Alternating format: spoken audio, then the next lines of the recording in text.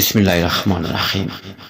حضرت سعد بن ابی وقاص رضی اللہ تعالیٰ عنہ کہتے ہیں کہ رسول کریم صلی اللہ علیہ وآلہ وسلم نے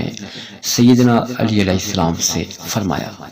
کہ دنیا و آخرت میں قرابت و مرتبے میں اور دینی مددگار ہونے کے اعتبار سے تم میرے لیے ایسے ہی ہو جیسے موسیٰ علیہ السلام کے لیے ہارون علیہ السلام تھے، بس فرق یہ ہے کہ میرے بعد کوئی نبی نہیں آئے گا۔ سیدنا علی علیہ السلام سے روایت ہے کہ نبی اکرم صلی اللہ علیہ وآلہ وسلم نے فرمایا کہ علی تم سے محبت کرنے والا مومن ہوگا اور بغض رکھنے والا منافق ہوگا۔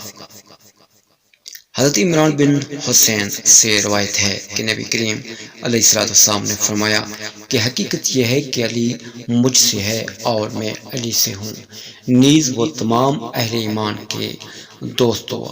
مددگار ہیں۔ حضرت علی کہتے ہیں کہ رسول کریم نے ارشاد فرمایا کہ میں حکمت و دانائی کا گھر ہوں اور علی اس کا دروازہ ہے۔ حضرت ام سلمہ رضی اللہ تعالیٰ عنہ کہتی ہیں کہ رسول کریم صلی اللہ علیہ وسلم نے فرمایا کہ علی سے منافق وہ محبت نہیں رکھتا اور مومن علی سے بغض نہیں رکھتا۔ حضرت علی کہتے ہیں کہ ایک دن رسول اکرم صلی اللہ علیہ وآلہ وسلم نے مجھے فرمایا کہ تم میں عیسیٰ علیہ السلام سے ایک طرح کی مشابہت ہے۔ یہودیوں نے ان سے بغض رکھا تو اتنا زیادہ کہ ان کی ماں مریم علیہ السلام پر بہتان باندھا، اور عیسائیوں سے محبت قائم کی تو اتنی زیادہ کہ ان کو اللہ کا بیٹا قرار دے ڈالا۔